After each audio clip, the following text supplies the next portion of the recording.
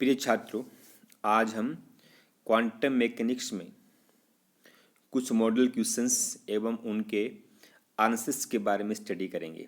पहला model question है हमारा,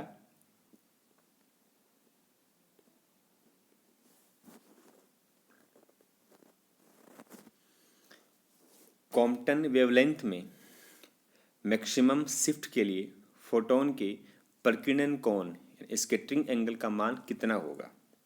तो इसका आंसर देखो क्या होता है।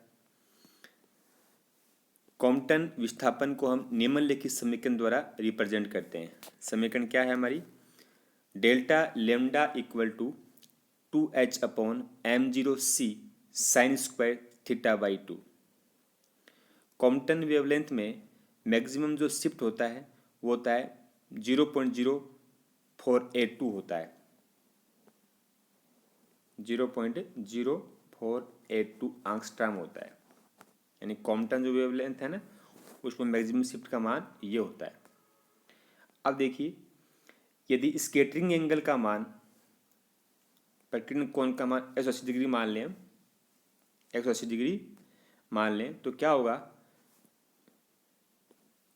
इसका मान पुटअप कर देते हैं हम इसकी जगह यहाँ पर। तो ये क्या बन जाएगा, sine square theta by 2 equal to sine square 180 upon 2 equal to sine square 90 equal to 1 हो जाएगा। यानी साइन स्क्वायर 90 का मान कितना होता है, 1 होता है। ये 1 का मान आप यहाँ रख दो इसकी जगह, रख दो इसकी जगह, तो क्या बन जाएगा, delta lambda equal to 2h upon m0c into में 1 हो जाएगा। ओके, एज इस इक्वेशन में h अपॉन m0c है वाला, h अपॉन m0c उसका मान होता है 0.0248 एंगस्ट्रॉम होता है। ओके, तो क्या बन गया, 2 इंटू में 0.02482 होगा, इक्वल टू क्या आ गया, 0.0484 एंगस्ट्रॉम हो गया। और ये जो है ये क्वांटम वेवलेंथ में मैक्सिमम शिफ्ट को रिप्रेजेंट कर रहा है। ये कब प्राप्त हुआ, एंगल कितना, एंगल मान था 180 डिग्री। ठीक है ना। इसका मतलब क्या हुआ कि क्वांटम वेवलेंथ में मैक्सिमम शिफ्ट के लिए स्कैटरिंग एंगल का मान कितना होगा, 180 डिग्री होगा। क्वेश्चन नंबर सेकंड है, हैमिल्टनियन ऑपरेटर एच कैप का मान क्या होगा। हैमिल्टन ऑपरेटर क्या होता है, हैमिल्टन ऑपरेटर पार्टिकल की मैक्सिमम एनर्जी को रिप्रेजेंट करता है और इसको मैथमेटिकली हम निम्न समीकरण द्वारा रिप्रेजेंट करते हैं। एच इक्वल टू है minus H square upon 8 pi square M del square plus V होता है। क्वेश्चन नंबर थर्ड जो है वो है, हमें प्रूव करना है कि X D upon D X equal to होता है -1 होता है। ओके, देखिए इसका आंसर क्या होता है, x D upon D x को हम निम्न प्रकार से लिख सकते हैं। कैसे लिख सकते हैं, x D upon D x minus d bracket में एक्स अपॉन डी एक्स है। ओके, अब हम क्या मानेंगे कि साई एक फंक्शन है, इसको एक ऑपरेशनल फंक्शन है, ये संकलित फलन है साई। इस साई को हम इससे मल्टीप्लाई करेंगे, ठीक है ना। तो क्या बन जाएगा, x D upon D X Sai, sorry x D upon D x minus D x upon D x से, और मल्टीप्लाई में क्या है, साई है। देखिए लिखा है हमने ये x D upon D x minus D x upon D X psi equal to क्या आ गया, इसको मल्टीप्लाई करो अंदर जो साई को, तो ये x d psi upon D x minus d bracket में x psi upon D x है। इसको आगे और एक्सपेंड कर लो, तो अब देखो क्या होता है इसके अंदर, ये हमारा x d psi upon D x था, यहाँ सेम का सेम आ गया। अब इसमें दो पार्ट हैं, देखो एक्स और साई है, तो हमें क्या करना है, एक बार हमें मानना है कि साई कांस्टेंट है और एक्स चेंज हो रहा है, फिर हमें मानना है कि एक्स चेंज कांस्टेंट है और साई क्या रहा है, चेंज हो रहा है।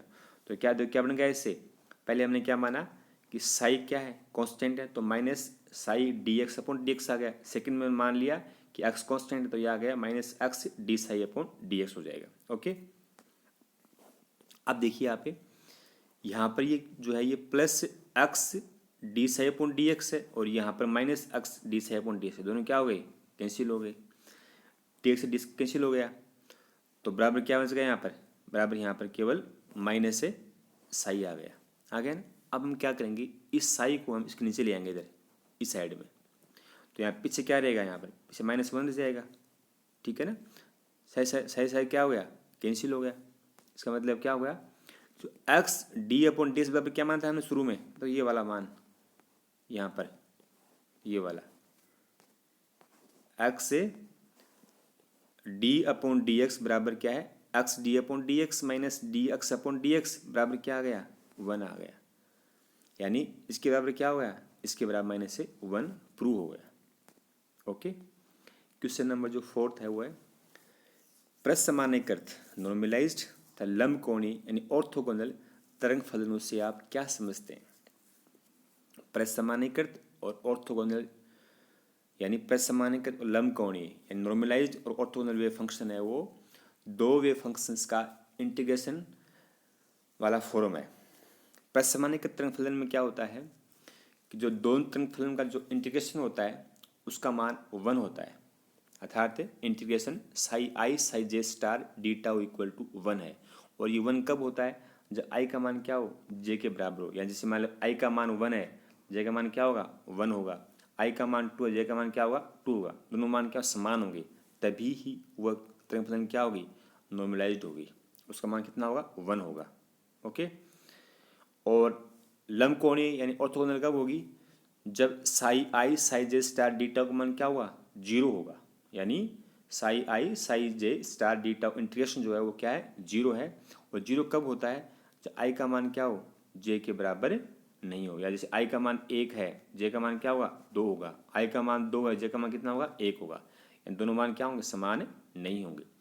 यदि कोई भी तरंग फलन इस समीकरण को फॉलो करती है तो वो कहलाती है प्रसमान्यकृत और लंबकोणीय यानी नॉर्मलाइज्ड या ऑर्थोगोनल वेव फंक्शन को रिप्रेजेंट करती है। Okay, question number 5। Question number 5 है रेडिएशंस के क्वांटम सिद्धांत की पुष्टि करने वाले दो प्रभावों के नाम बताने हैं अपने को। यानी वे कौन कौन से दो प्रभाव हैं जो कि विकिरण के क्वांटम सिद्धांत की पुष्टि करते हैं। दो प्रभाव क्या हैं, एक तो फोटो इलेक्ट्रिक इफेक्ट है, प्रकाश द्युत प्रभाव है, और दूसरा है Compton effect. Okay, question number 6। एक विमीय बॉक्स 1 डायमेंशनल बॉक्स में कण के लिए तरंग फलन को चित्र द्वारा दर्शाइए, डायग्राम द्वारा इसको रिप्रेजेंट करना है वे फंक्शन को।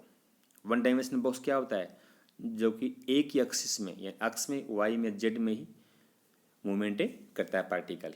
ओके, देखिए इसका आंसर क्या होगा कि एक विमीय बॉक्स में कण की ऊर्जा एवं उसके तरंग फलन को हम निम्नलिखित समीकरण द्वारा रिप्रेजेंट करते हैं। E इक्वल टू है n² upon h² upon eight ma², और साई का मान है √2 upon a sine n pi x upon a। Okay, इस आधार पर हम तरंग फलन को निम्न प्रकार से रिप्रेजेंट कर सकते हैं। देखो ये डायग्राम है, इसके डायग्राम में एक जो डायग्राम फर्स्ट वाला है वो सिंपल वेव फंक्शन को रिप्रेजेंट कर रहा है। सेकेंड वाला जो पार्ट है वो इसके प्रायिकता घनत्व को रिप्रेजेंट कर रहा है, साई स्क्वायर को। ठीक है ना। अब देखिए जो पहला वाला पार्ट है हमारा, उसमें हमने क्या किया, ये एक 1 डायमेंशनल बॉक्स है, तो लेंथ कितनी है, x बराबर 0 से कितनी है, x बराबर a तक है। ओके, इस 1 डायमेंशनल बॉक्स में ऊर्जा के विभिन्न स्तर बने हुए। देखो ये स्तर n बराबर 1 वाला, ये 2 वाला, ये 3 वाला। ये जो मान इधर वाले मान है h² अपॉन एट m², वो n बराबर 1 जो ऊर्जा स्तर है उसका एनर्जी का मान है। 4h² अपॉन एट ma² है ये वाला मान, ये n बराबर 2 वाला ऊर्जा स्तर की एनर्जी का मान है। और 9h² अपॉन एट ma² है वो n बराबर 3 ऊर्जा स्तर वाले ऊर्जा स्तर का की ऊर्जा का मान है। ओके, ये जो शो कर रहे हैं हमारे, ये वेव्स को रिप्रेजेंट करती हैं। ये वाली ये वेव है, इसमें नोड नहीं है। जब n का मान क्या हो, 1 हो, तब उस वेव में कोई भी नोड नहीं है। जब n का मान 2 हो, देखिए आप इसमें ये वेव प्लस में है और फिर इसमें ये क्या कर रही है, अपनी दिशा बदल रही है, माइनस में आ रही है। तो यहाँ पर देखो ये a पॉइंट जो है नहीं वाला, ये नोड को रिप्रेजेंट कर रहा है यहाँ पर। ओके, n बराबर 3 में ये प्लस में थी, फिर ये माइनस में आ गई, फिर वापस प्लस चले गई, तो 1 और 2 यानी a और b दो नोड हो गए इसके अंदर। ओके, तो नोड का मतलब क्या हो गया कि जब n-1 नोड को रिप्रेजेंट करता है। एन का मान देखो पहले वाले में 1 था तो 1 1 कितना हो गया, 0 हो गया, 0 नोड हो गया। एन का मान 2 था, 2 माइनस ए कितना हो गया, 1 नोड आ गया। एन का मान 3 है तो कितने नोड आ गए, 2 नोड आ गई, ठीक है ना। तो ये एन नोड का मान ज्ञात करने के लिए हम n-1 के फॉर्मूले को काम में लेते हैं। ओके, यदि हम इसी वेव फंक्शंस को डायग्रामेट्रिक रूप में हम साई स्क्वायर रूप में रिप्रेजेंट करते हैं तो क्या हो जाएगा, इसमें साई स्क्वायर जो है ना उसमें तो क्या हो रहा है, एनर्जी लेवल तो वो के सेम के सेम ही है। देखो एनर्जी लेवल क्या है, वो की वही है। इसमें जो तरंग फलन की जो डायरेक्शंस है वो क्या हो रही, वो अलग हो गई। और यहाँ पर जो साई स्क्वायर हो गया नहीं, तो साई स्क्वायर के कारण क्या हो गया कि जो नीचे वाला पार्ट था नहीं वाला, कि माइनस माइनस क्या हो गया, प्लस हो गया। तो सारे पार्ट क्या आएंगे, सारे के सारे भाग हैं वो क्या आएंगे, ऊपर आएंगे। वो पहले वाले में ऊपर है साई स्क्वायर में, दूसरे वाले ऊपर दोनों में है। ये यहाँ पर नोड को शो कर रहा है। ये अपने साई 3 स्क्वायर है। यहाँ पर जो 1 2 और 3 है, 2 नोड आ गई। तो ये सारे के सारे क्या हो रहे हैं, साई स्क्वायर के अंदर ये माइनस माइनस प्लस होने के कारण सारे की सारी जो वेव्स हैं वो प्लस में रिप्रेजेंट हो रही हैं। ओके, तो ये दोनों डायग्राम हैं, ये हमारे एक विमीय बॉक्स में कण की तरंग फलन को रिप्रेजेंट करते हैं। इस प्रकार हमने क्वांटम मैकेनिज्म के अंतर्गत आज 6 क्वेश्चंस के मॉडल आंसर्स के बारे में अध्ययन किया है। Thank you.